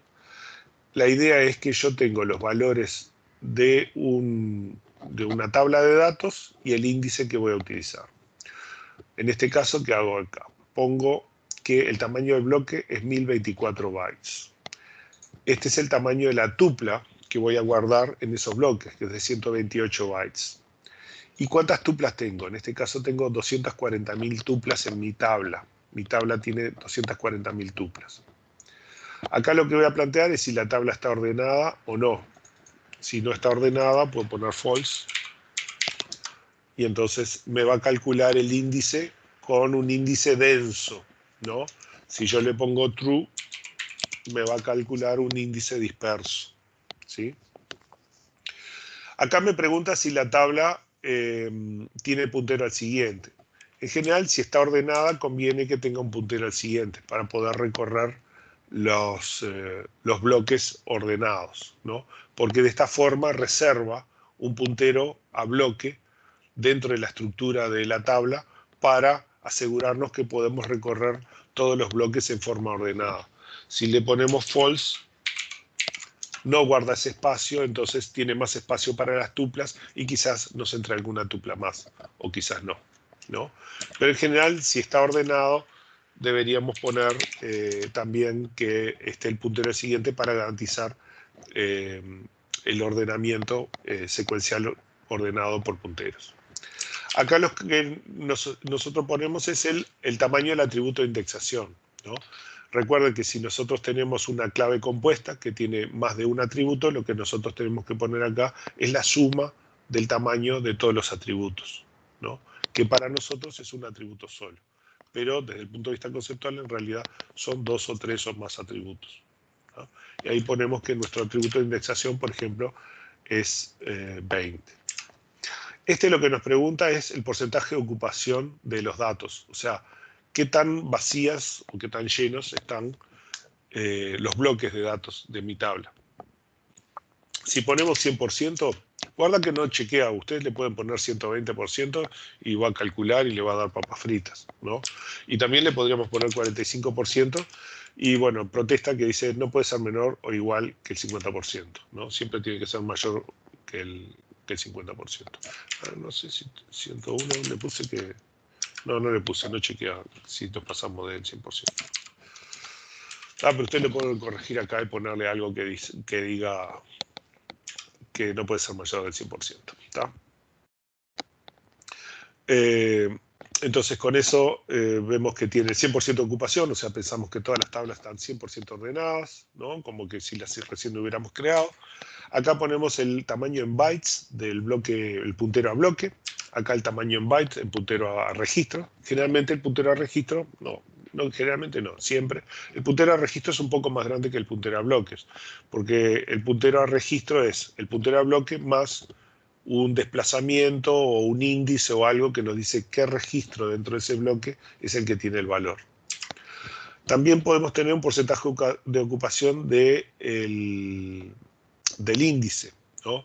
Ustedes vieron que no necesariamente todos los nodos del índice tienen que estar totalmente ocupados, ¿no?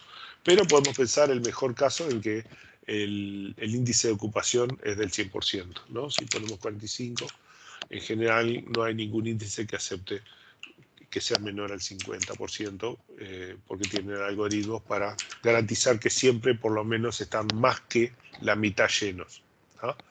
Y estos son nuestros valores. A partir de esto, estos son los que ingresamos. Todo lo demás se calcula a partir de esto.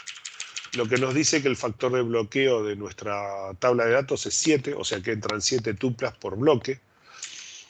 Nuestra tabla de datos tiene 34.286 bloques. y como está ordenado y vamos a indexar por una tabla ordenada, y entonces nuestro índice es un índice disperso, precisamos indexar 34.286 valores, ¿no? El tamaño de puntero al nodo hoja es 7, el orden del nodo hoja es 37, el orden del nodo interno es 38, y la cantidad de nodos hoja son 927. Precisamos 927 nodos hoja para apuntar a los 34.286 bloques de nuestro archivo de datos. ¿Ah? La altura de los nodos internos son 2, entonces el costo de la búsqueda total es 3. O sea, mi árbol tiene 3 niveles. Tiene el nodo raíz, un nivel de nodos internos y después los nodos hoja. ¿Ah? Vean que para indexar 240.000 valores está bárbaro. O sea, mi costo es 3 más 1, ¿no? Porque además yo obtengo el puntero al bloque de datos donde está el dato. Entonces, con cuatro lecturas puedo obtener cualquier dato dentro de mi tabla, dentro de los 240.000 valores que tengo. ¿Ah? ¿Ah? El árbol B y el árbol multinivel son similares, los pueden experimentar allí, ¿no? Tienen cosas similares, pero está aprovechando que son estructuras diferentes. ¿Ah? Entonces la idea, hagan los ejercicios, hay algunos, puede ser que haya algunos hechos acá. Estos son ejercicios de otro tipo. Sí, estas algunas cosas tenemos que verlas más, porque esto se nota que son ejercicios que estuvimos haciendo de parcial con algún otro grupo antes. Pero vean la parte de los prácticos.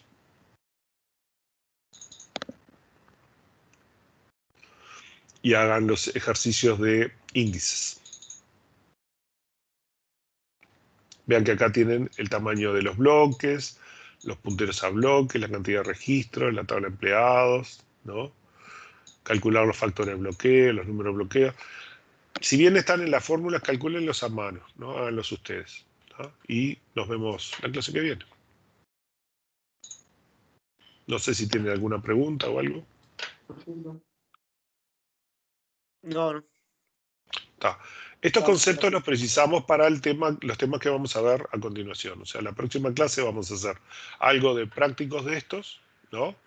Después yo espero que ustedes hagan los prácticos y que me los manden, y yo los corrijo, les voy a hacer devoluciones, y vamos a comenzar con el tema de optimización. ¿No? Ok. Bien. Bueno, nos vemos la semana que viene. A ver si ponen un poquito más de energía, ¿eh? Hasta luego. Sí, para la próxima. Dale, chao. Chao.